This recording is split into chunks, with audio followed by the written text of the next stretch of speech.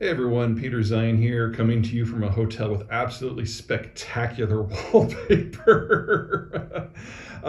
There's been a lot of news in the Ukraine war on a front that most people haven't been following, and that is actually in a different country called Moldova. So the point of this video is to tell you what a Moldova is and why it matters.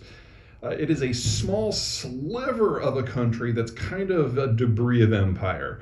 So when countries rise into empires, they tend to absorb a lot of territories around them as they expand. That generates a lot of people within the imperial borders that, as a rule, are not all that happy to be where they are. And Moldova today was at the boundary for what was once, on one side, the Austrian Empire, on the other side, the Ottoman Empire, and on the third side, the Russian Empire. It's situated in a chunk of territory between the Carpathian Mountains and the Black Sea, and whoever controls it has been able to determine which way the armies can flow. Now, as the story goes, the Russians have been using their political influence in the country to engineer the fall of the government, which is something I consider completely realistic because they've done that at least a dozen times since 1992. The Ukrainians warned the Moldovans about a week ago that the coup was imminent, and now here we are. So whether or not I believe any of the specifics is kind of irrelevant.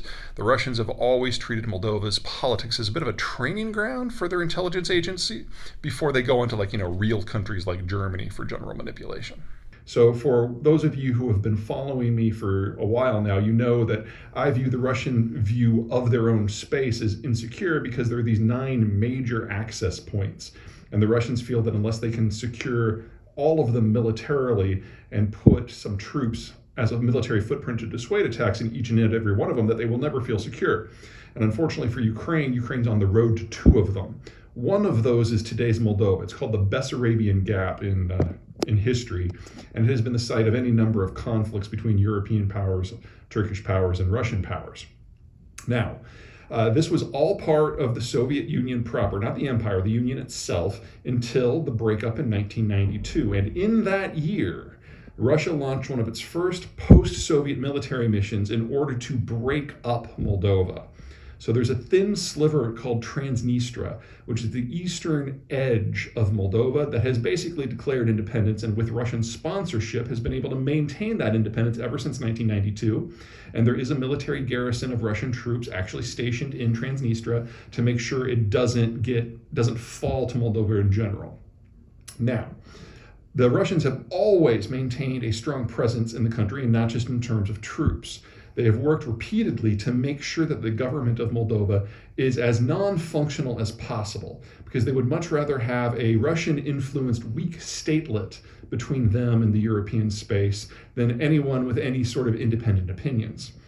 What we have seen during the Ukraine war is that the Russians have basically tried to use Moldova as a wedge, either to manipulate the refugees coming out of Ukraine, to launch missiles over Moldovan airspace into Ukrainian targets, or in general just to cause headaches. And this is not something that is particularly well loved by the authorities in Moldova or the population in general.